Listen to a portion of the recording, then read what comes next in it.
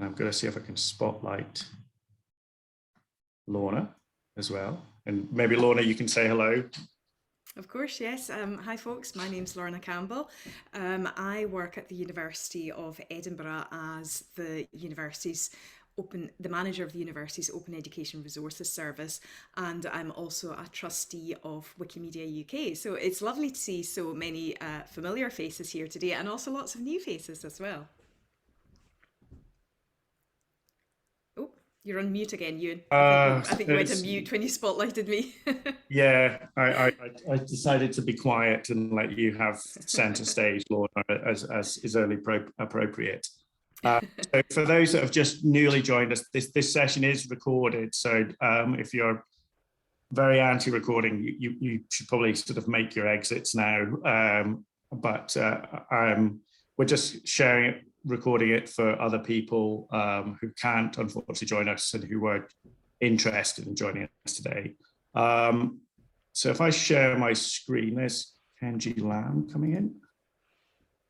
Let's see if I can share my screen. And can you all see my slides? Yep, that looks good. And we've got 3 exciting lightning talks of recent work in the curriculum, and I'll just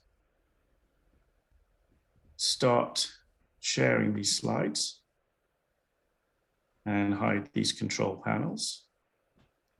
If you do have any questions during today's session, please do add them in the chat. We're hopefully going to have about 10-15 minutes at the end, and we'll sort of see if we can pick out some of the questions from the chat as we go through. So let's see. We are going to be quite tight for time. It's 10 minutes per speaker, 3 lightning talks. I'm going to get Lorna to start us off.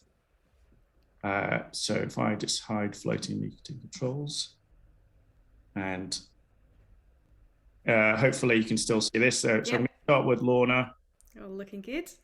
And I'll sort of be quiet as Lorna now speaks. That's brilliant. Thank you very much, Ewan. So here at the University of Edinburgh, we believe that open education and the creation of open knowledge and open education resources is fully in keeping with our institutional vision, purpose and values to discover knowledge and make the world a better place, while ensuring that our teaching and research is diverse, inclusive, accessible to all and relevant to society. Next slide, please, Ewan. In order to support this vision, the university has an open education resources policy, which was approved by our Education Committee in 2016 and was updated just last year. Next slide, please. And this policy has adopted the UNESCO definition of open education resources as teaching, learning and research materials in any medium, digital or otherwise, that reside in the public domain or have been released under an open licence that permits no-cost access, use, adaptation, redistribution by others with no or limited restrictions.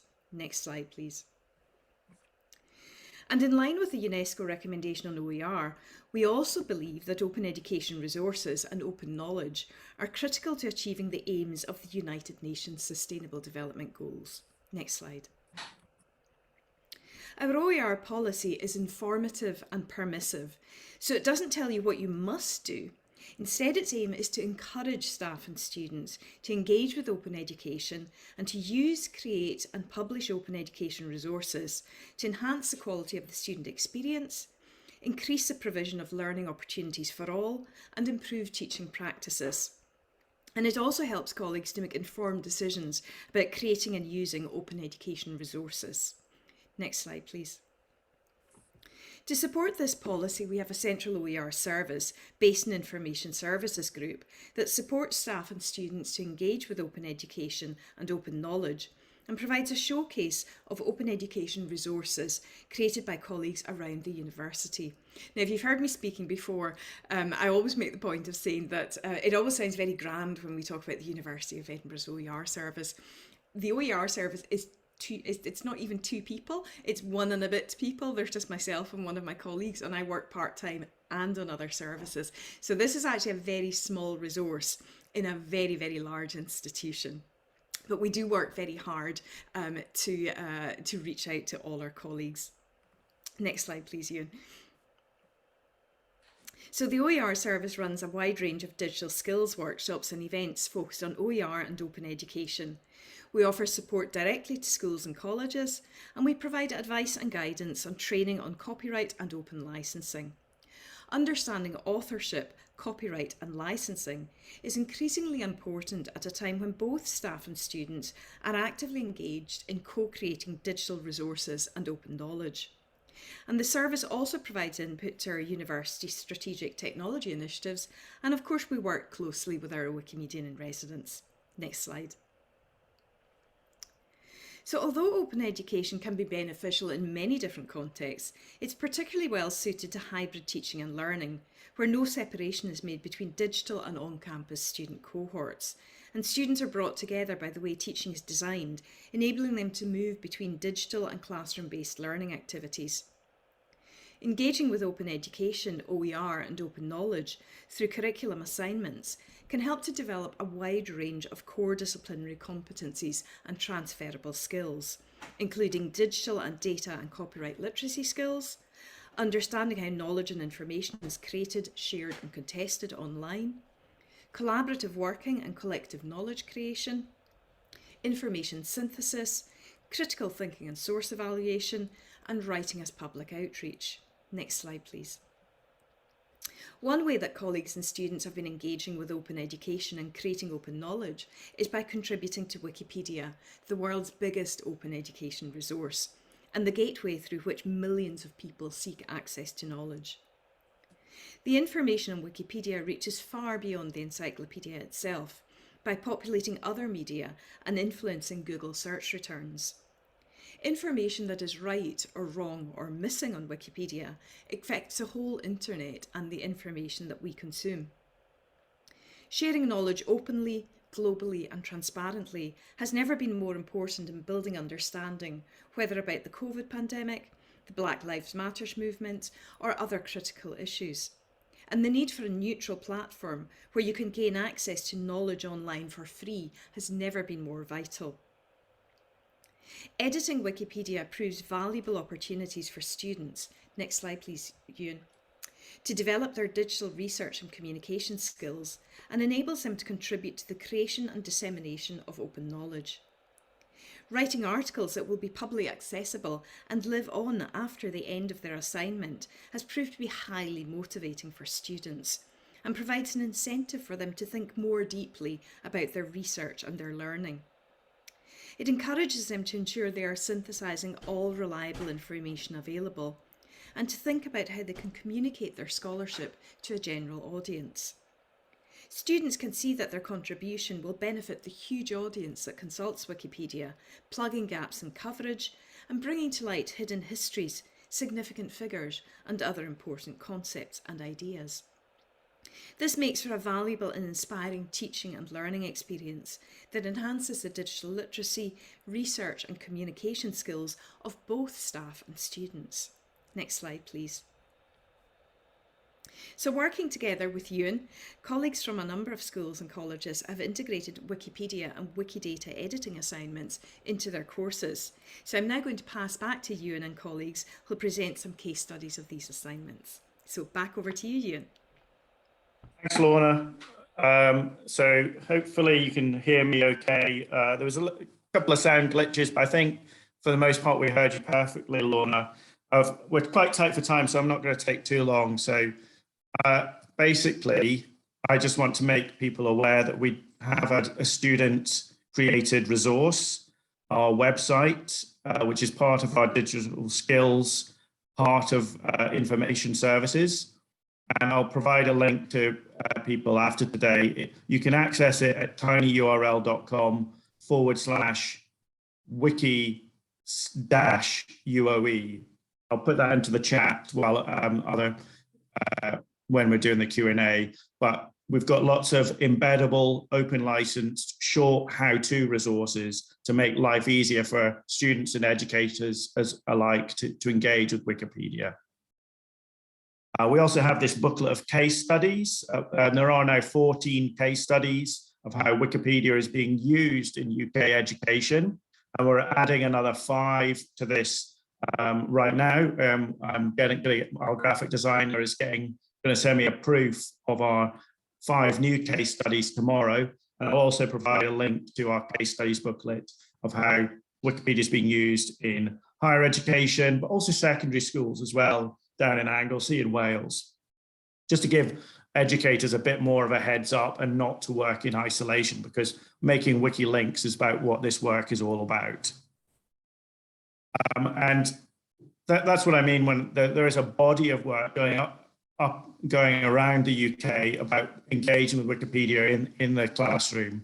And these are a few institutions that we know of that are doing work with Wikipedia in the curriculum.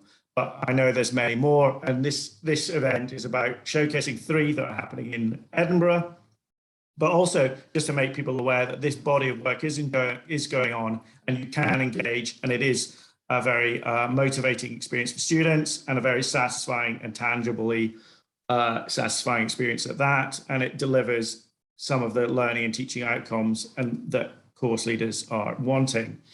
And I'm now going to pass on to one of those course leaders and start our 3 case studies. And do feel free to ask questions in the chat. Unfortunately, Dr. Agnes Stefansdottir can't join us today, but she's recorded her presentation for us. And it's about the Reproductive Biology BSc assignment. And this is one that we've been running each year since 2015. So it's now in about its 7th iteration later this year. And it runs every September, and it's had about 3 different course leaders over that time. So there's a lot of learning that's gone into this case study. So I'm going to now stop sharing my screen and start sharing Agnes's presentation. So let's see if this will work okay. And hopefully you can now see this. And I can hide that. Lorna, could you tell us if we can see that okay? Yep, I can see that fine. Okay, I'm going to now start this. I'm hoping that people will be able to hear Agnes's presentation. Hello, my name is Dr. Agnes Stefansdottir, and I am a lecturer in reproductive biology at the University of Edinburgh. And I'm going to tell you a little bit about our use of Wikipedia tutorials for our reproductive biology honours students. So I am the course organizer for the core course for the reproductive biology honours students, and this course is called Research Skills. And as part of this course, we run a Wikipedia tutorial. Students on this course are a mixture of biomedical science students, which are in their 4th year, and also intercalating medical students who are in their 3rd year. Now, for these tutorials, we split the class into a smaller group, roughly around 4 to 5 students per group, and we run these tutorials over 3 separate mornings at the start of the semester in September and October. So the tutorials run over 3 mornings. In the first week, in the first tutorial, this is where we have tutors present. So each group will have their own tutor, and the tutors are either lecturers, professors, or postdocs who come from a reproductive biology background, whether that be research or clinical background. And we ask the tutors prior to starting these tutorials to propose a topic that doesn't already have its own Wikipedia article, or if it does have a Wikipedia article, that this is an article that needs to be updated. So with their tutors, the students will sit down into their small groups. I should add, this is following a lecture from Ewan McAndrew on Wikipedia. So they research the topic together, and then they work together in their groups to decide who is going to write which section, how they're going to structure their page. And then we encourage the students to come up with just a few words, up between 100 and 250 words on their topic before they meet again in week 2. So in week 2, the students will meet without the tutors present. This is more just an opportunity to allow the students to meet up informally, to start thinking about putting together each of their sections. This also gives them a chance to start to think about which other Wikipedia pages they might want to link into their topic. And then they should start to identify and or create relevant images or tables that they want to include as part of their Wikipedia page. Now, we all come back together again in week 3 in our third tutorial, and this is again with the tutors present. And this is for our final Wikipedia editathon. So this is a fairly long morning where the students finally come together to prepare all the material and put it onto draft Wikipedia pages. This also includes the links that they hopefully have identified in week 2. And then each member will add their contribution to the page, hopefully to sort of finally create the whole Wikipedia page. And then at the end of this session, the group will nominate a student each who will go to the top of the class and present their Wikipedia page to the rest of the class.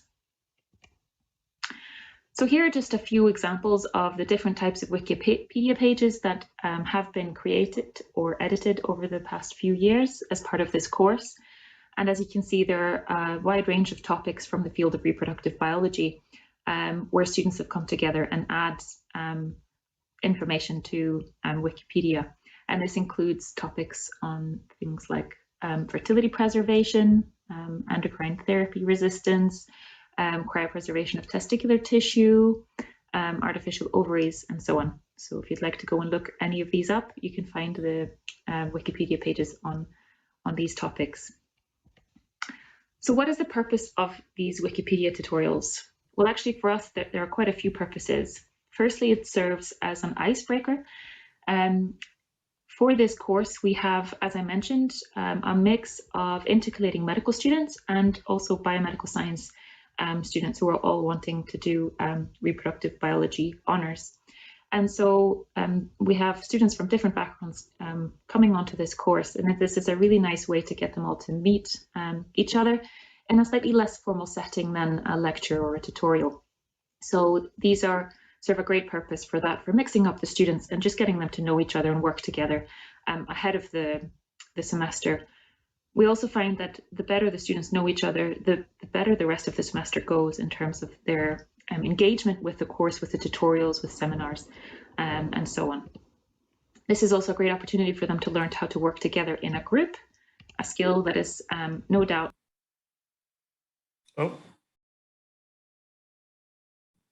useful in the long term. This is also a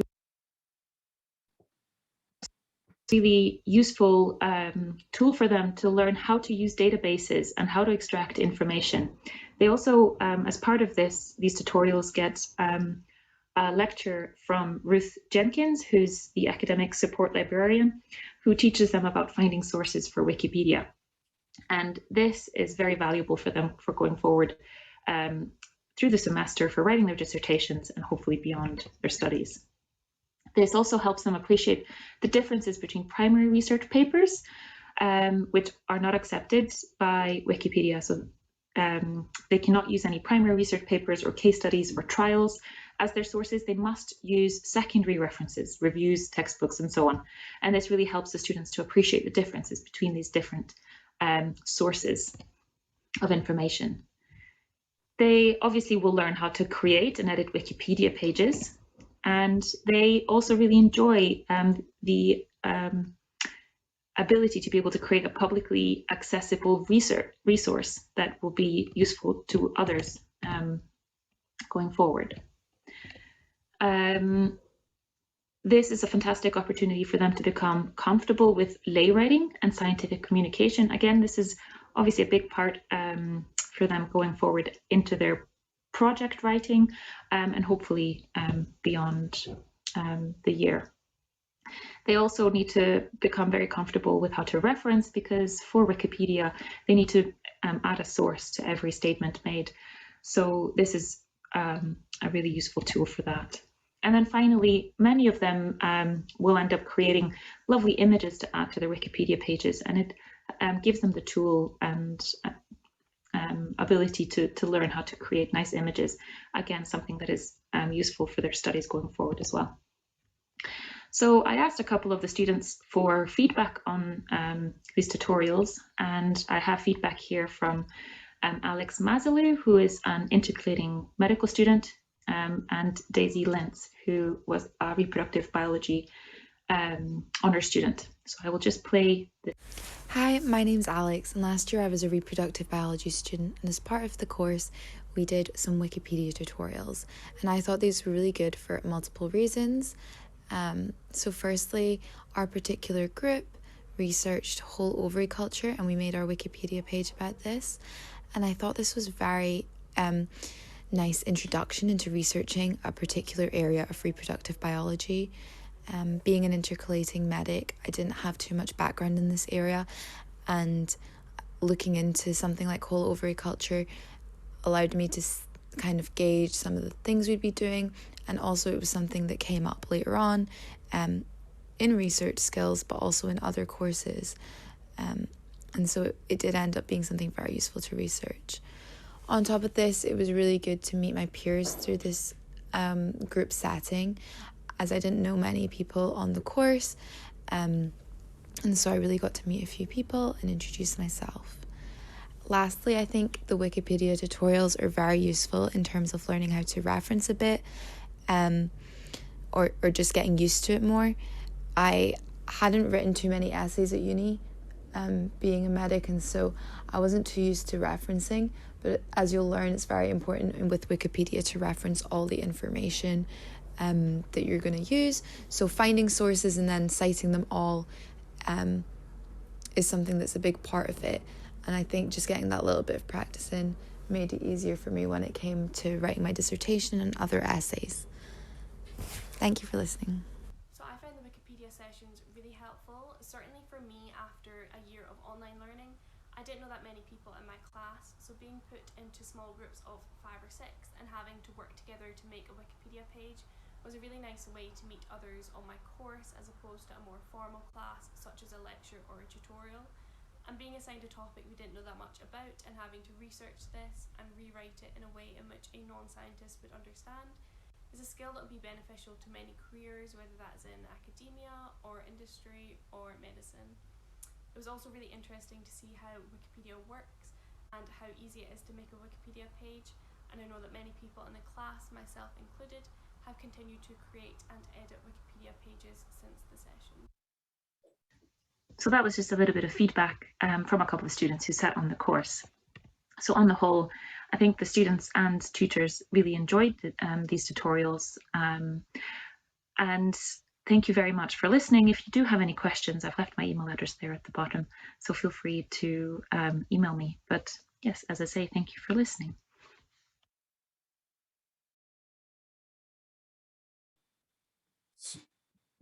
So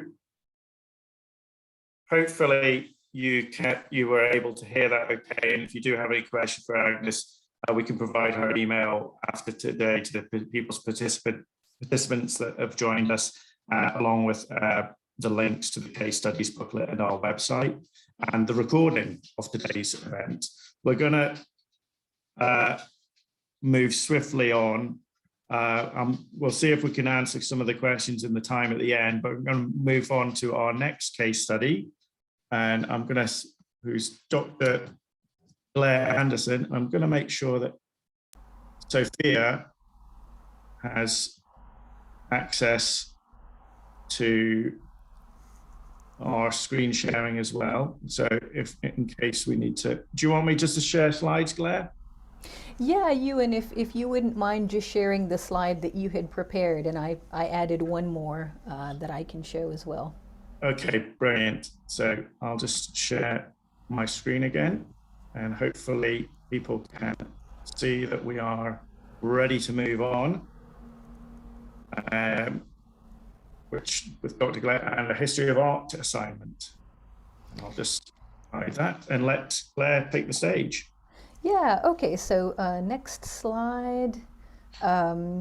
So this is the second year. First of all, thank you, Ewan, for inviting me to share this work with our community. So this is the second year that I have experimented with this project as a formative assessment in two of my honors courses. The first year, we did my fourth year's honors course, and I think Ewan shared the link to that, which was a course.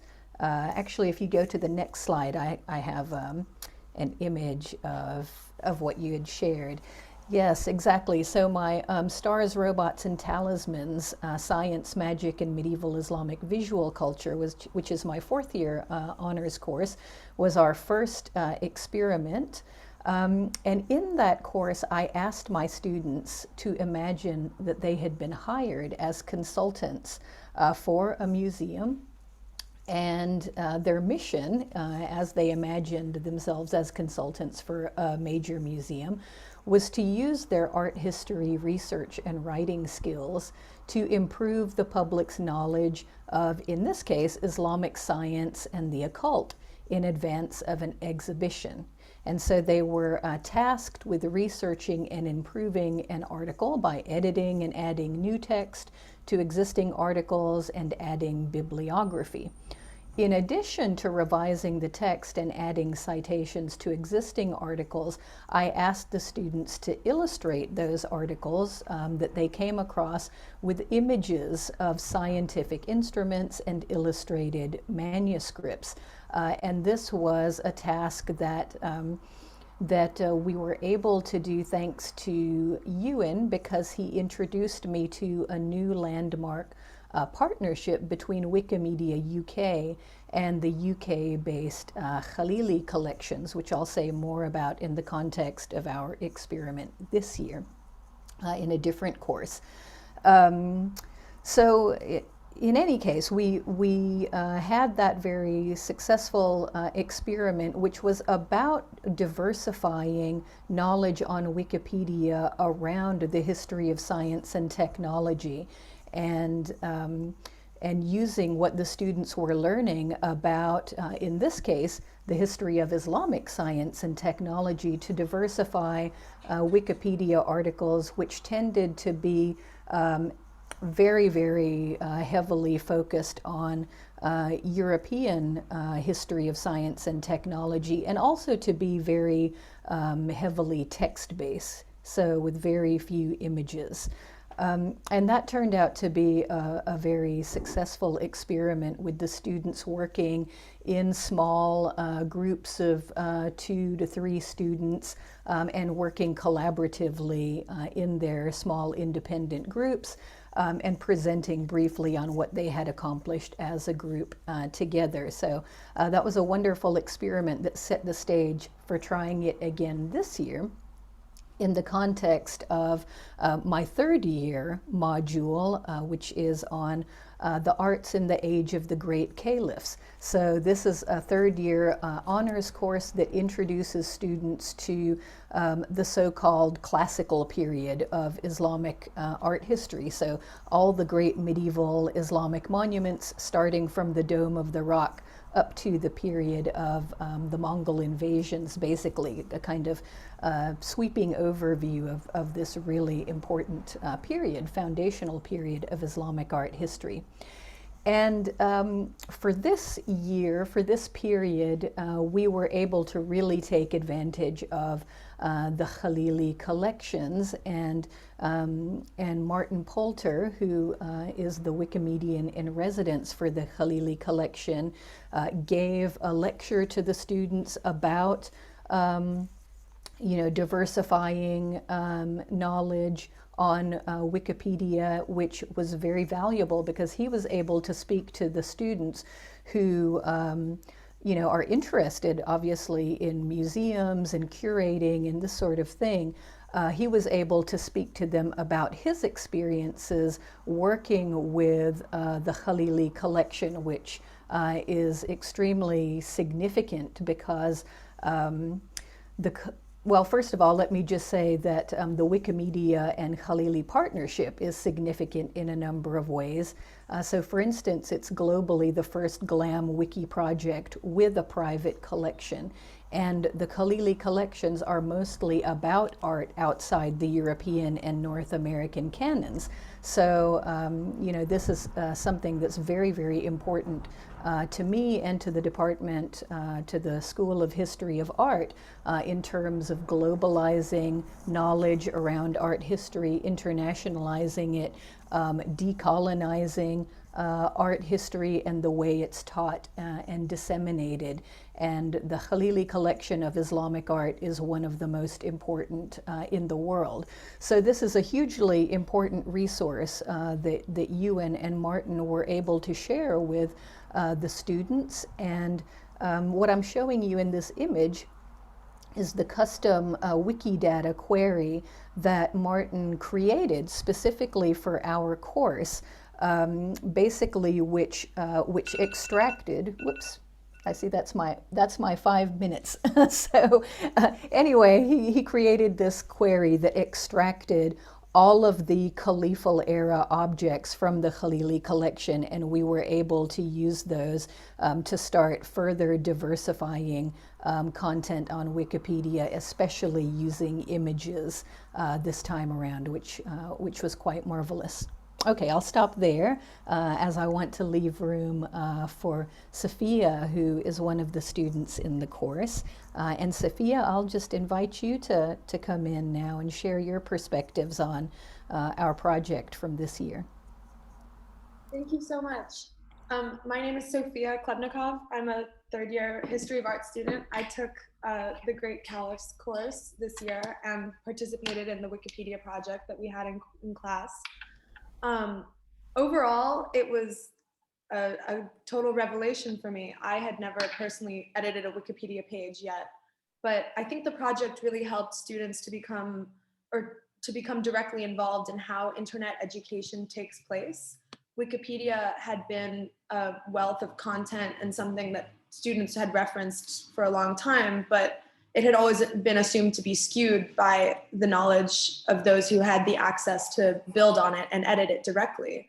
The first discussion we had in the project was pointing out the gaps in the information online.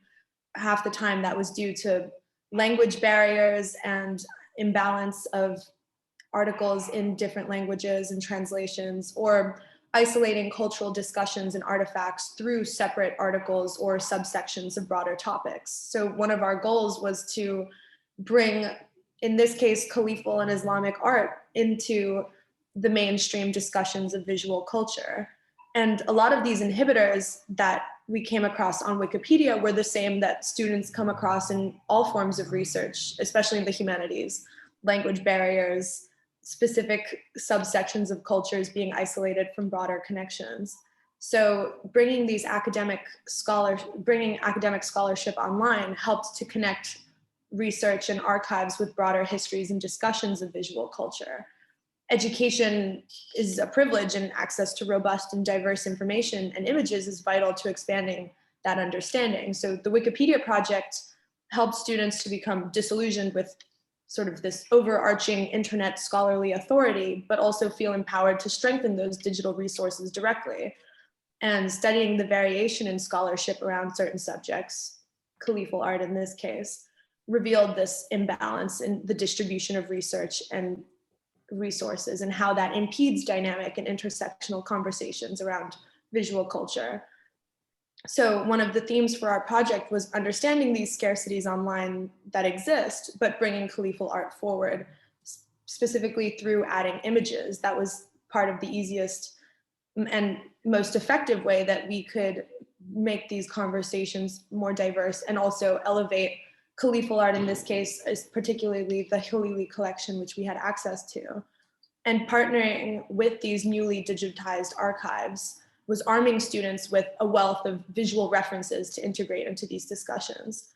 And so applying these similarly academic rigor and structure to arguments online, as one would with academic research at school, with a focus on truth and access, really helped us to go beyond the content of the course and research, and to also engage directly with this dissemination of knowledge and actively help curate those discussions and connections through editing Wikipedia. So I found it to be a very empowering experience, and one that was quite unexpected, but to engage so closely with a tool that's so widespread was really fantastic. I'm so grateful that I got to have that experience. Thank you. Thank you so much, Sophia. Yeah, it's really wonderful for me to hear from students like you about how the experiment lands and what you get out of it.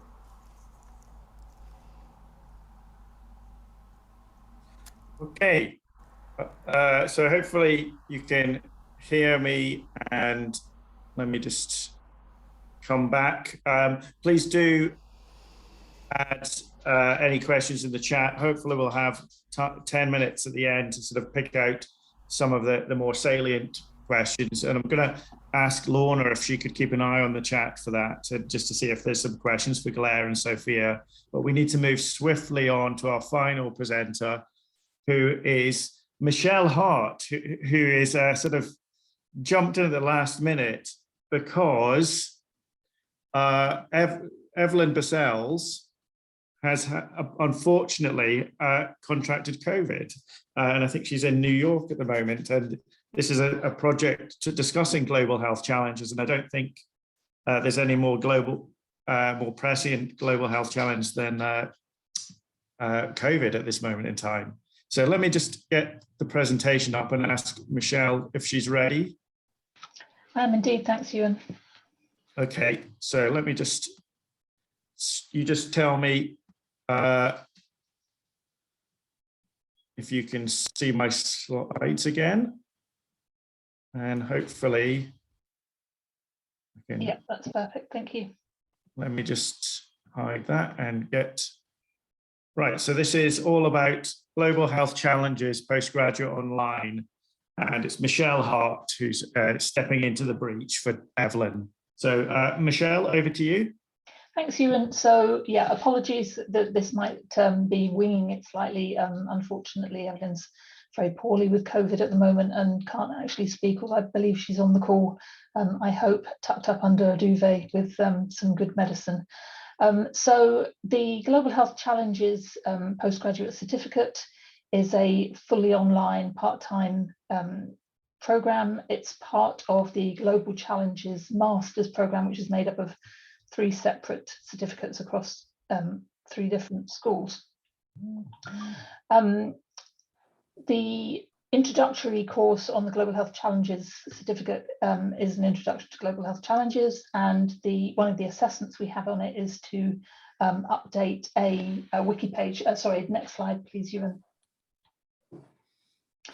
So as I said, it's totally online, although we did have some contingent this year who were on campus, but we made them work online anyway to make it fair for everybody. We had about just under 50 students on the program this year, and we basically we ask them to choose a Wikipedia stub, which, for those of you who don't know, is a Wikipedia page which has a very short piece of information on it, so it basically needs fleshing out a bit. And we asked them to pick a stub from either man-made or natural disasters.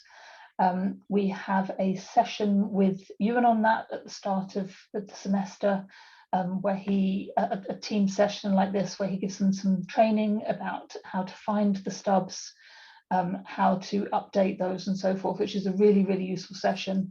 I've sat on it a couple of years on the trot, and you get so much out of it each time.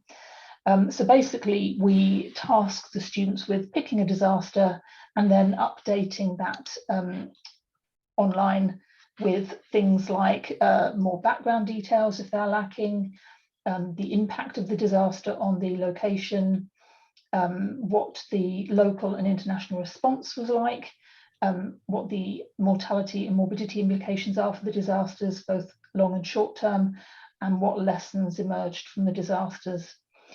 So our students pick this year, now it'd be interesting to do a study on this. I'm sure this year there was a lot of students who picked the floods for some reason. So we had Ethiopia floods of 2016, Congo River floods in 2019, 2020, the Indian floods in 2020, Afghanistan floods. So whether there is more of those stubs coming up, I'm sure that somebody from the Global Environment Challenges certificate might want to have a look at that.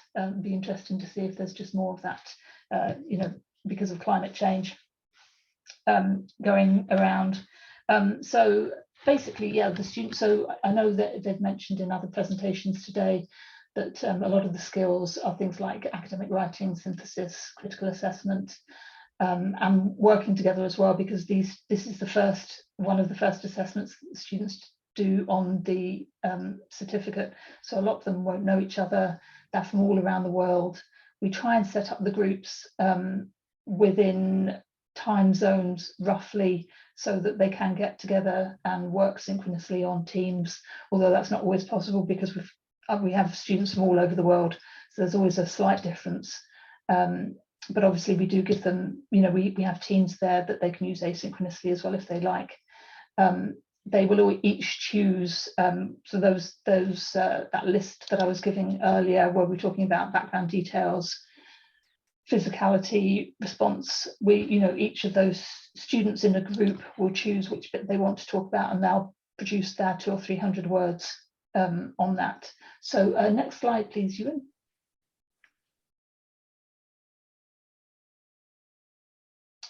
So this is an example, if you wanted to go on and look later, of Canadian, this wasn't from, I don't think this was from this year, but Canadian wildfires in 2015, which was updated by our students, and you can go in and see what updates they've done on that. Next slide, please, Ewan. And this is just a couple of responses that some feedback we've had on this assessment.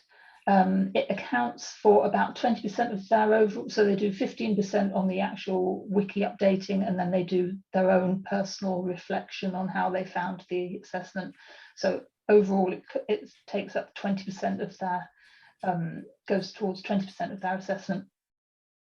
So it's a fair chunk for a piece of group work, and obviously they can then see a page that they've updated. They know it will be used, it'll be referenced by other people who are looking for that information at a later date. And if they then wanted to go on and do their own, update other pages, that they've got those skills there as well, which I think is really useful, because a lot of them will be going into policy and working for NGOs and so forth, so they might find that a really useful skill. And that's a very, very whistle-stop tour of this. I know we're slightly overrunning on the time, and I'm slightly winging it because I only found out about an hour ago that was coming in. So hopefully you found that useful, and we're quite happy to share, I think, the actual assessment guideline. If I know somebody in the chat was looking for the assessment guideline, I don't think we have a rubric for it, but we can certainly send through the actual how we listed it and the timelines and weekly, when we told them to meet and what we told them to focus on, if that would be helpful for people. I think that's me, unless Evelyn has got her voice at all and wanted to say anything, but I suspect she's probably not here. Body but not in spirit, or the other way around.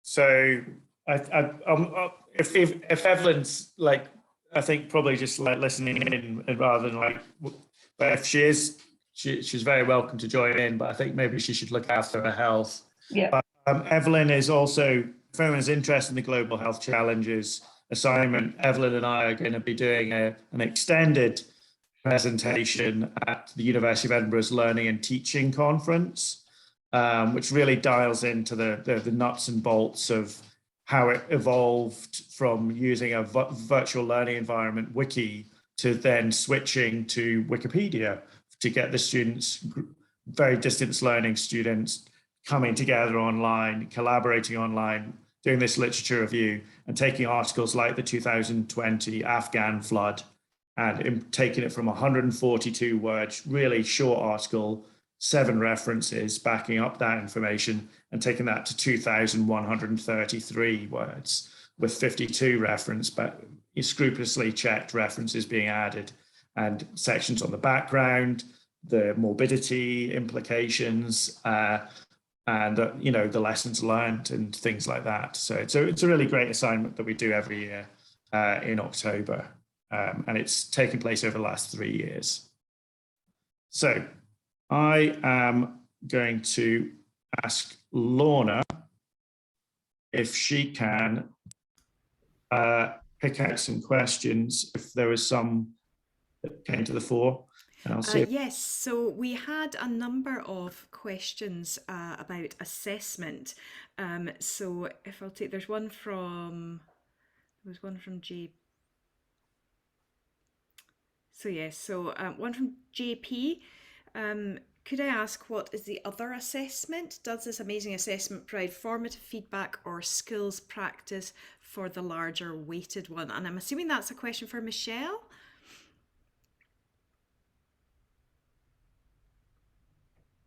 Sorry, could you repeat that? Of course. So does this amazing assessment provide formative feedback or skills practice for the larger weighted one? Not to, it might be easier for Evelyn to answer that if she can type in. Not for the, I don't think so for the major ones. So they do a for the vast majority of it, they do something called they do an article in the style of the National Geographic article. So I suppose in some ways it's still looking at that. I don't want to say layperson's viewpoint, but it's still looking at that, presenting information to not just experts, but general public as well. So I suppose you could say it contributes towards that, yeah. Mm-hmm. Great. And we did have some other questions about assessment further up. Wait, 2 seconds.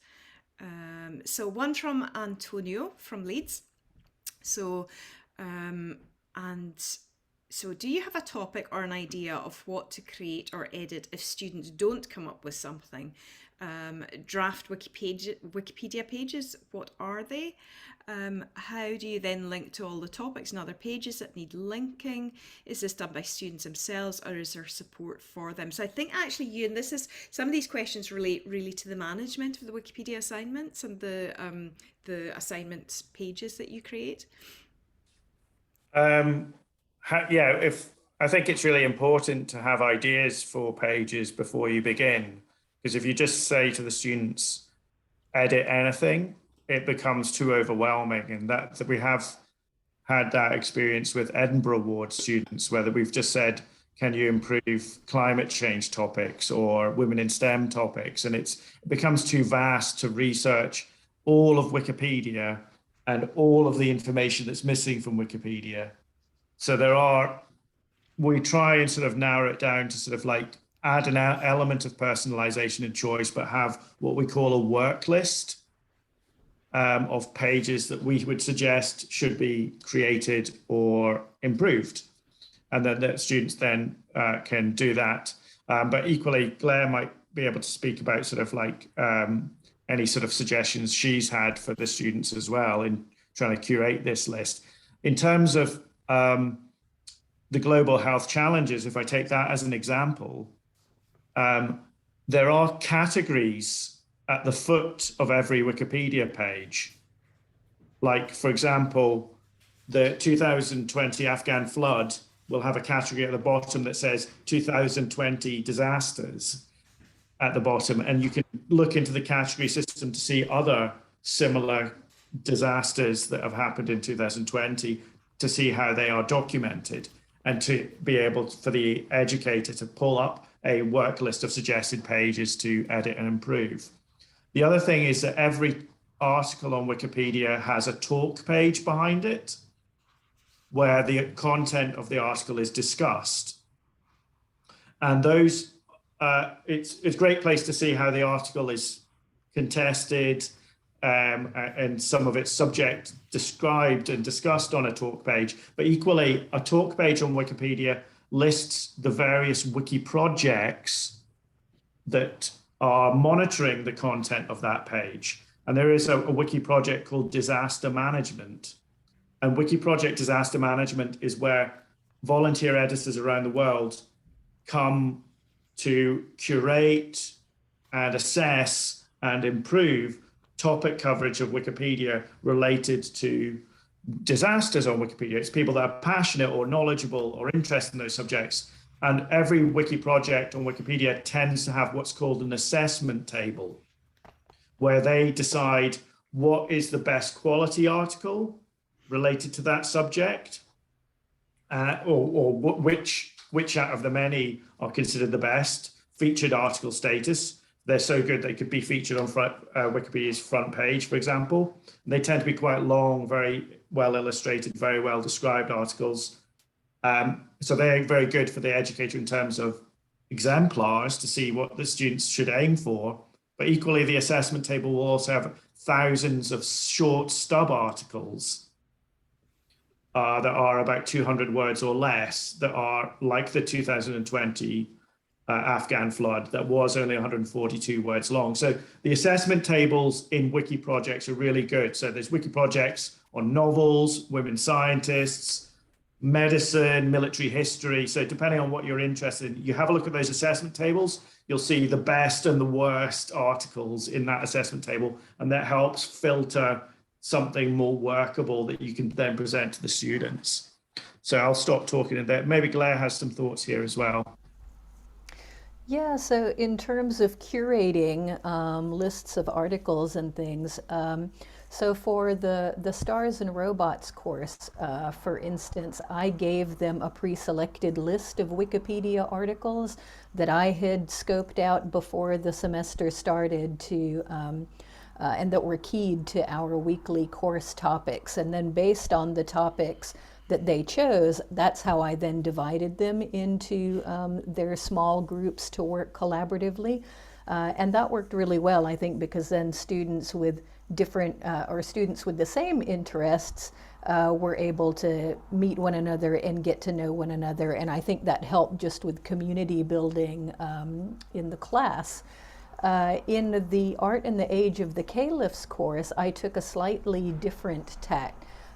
This time, the topics that I identified for them were actually very high-level articles on Wikipedia that I thought it would be interesting to use our images from the Khalili collection to make space or to represent Islamic art in high-level articles. For instance, the Wikipedia article on visual culture, or on art, or on palaces, which otherwise really didn't have any representation of this entire artistic tradition.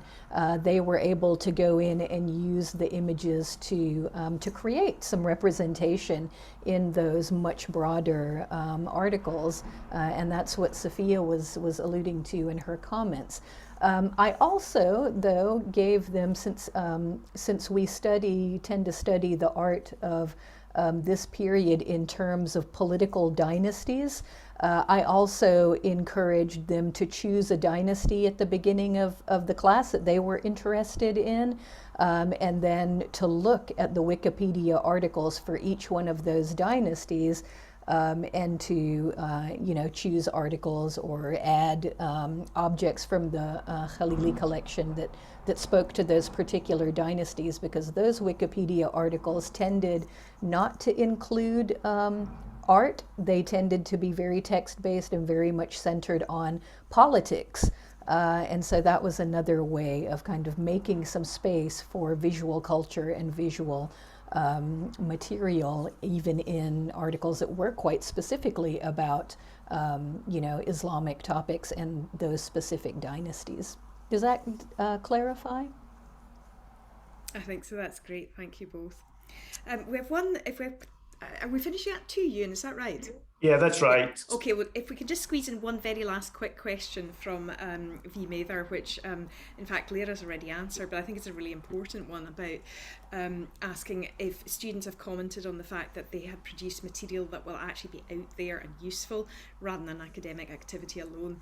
And if I can just very briefly answer this one myself, we have, in addition to the Wikipedia creation assignments, we have other OER creation assignments that go on across the university as well.